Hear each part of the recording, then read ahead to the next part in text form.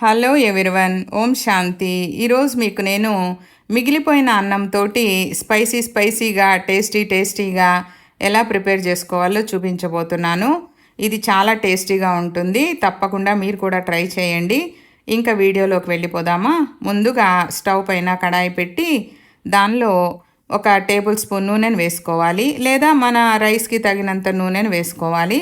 తర్వాత దానిలో పచ్చిశనగపప్పు, మినప్పప్పు, ఆవాలు, జీలకర్ర, ఒక మిరపకాయ, కరివేపాకు అన్నిని పోపు పెట్టుకోవాలి.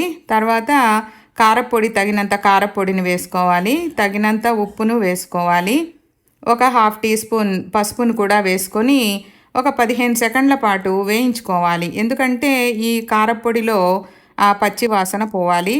తర్వాత వెల్లుల్లి తినేవాళ్ళు ఒక 4 వెల్లుల్లి రెబ్బల్ని కచ్చా పచ్చాగా దంచి దాన్ని కూడా వేసి వేయించుకోండి. తర్వాత ఈ వేగిన దాంట్లో మనం ముందుగా ప్రిపేర్ చేసి పెట్టుకున్న, అంటే పొడిగా చేసి పెట్టుకున్న రైస్ను వేసుకోవాలి. వేసుకున్న తర్వాత బాగా కలబెట్టాలి. అంతా మొత్తం ఈ పోపు అంతా కూడా రైస్కి బాగా కోట్ అవ్వాలి. ఆ విధంగా బాగా కలబెట్టుకోవాలి.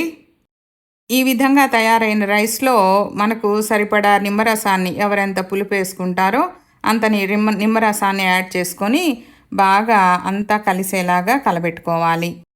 తర్వాత కొద్దిగా నూనె వేసి వేయించిన పల్లీలతోటి గార్నిష్ చేసుకోవాలి. అంతేనండి, దీన్ని కారపన్నం అని అంటాము. ఈ కారపన్నం రెడీ అయిపోయింది. ఇది చాలా టేస్టీగా ఉంటుంది. మీరు కూడా ట్రై చేసి ఎలా వచ్చిందో కామెంట్ సెక్షన్లో కామెంట్ పెట్టండి. ఈ రెసిపీ గనక మీకు నచ్చినట్లయితే లైక్ చేయండి, షేర్ చేయండి, నా ఛానల్ని సబ్స్క్రైబ్ చేసుకోండి. Thanks for watching.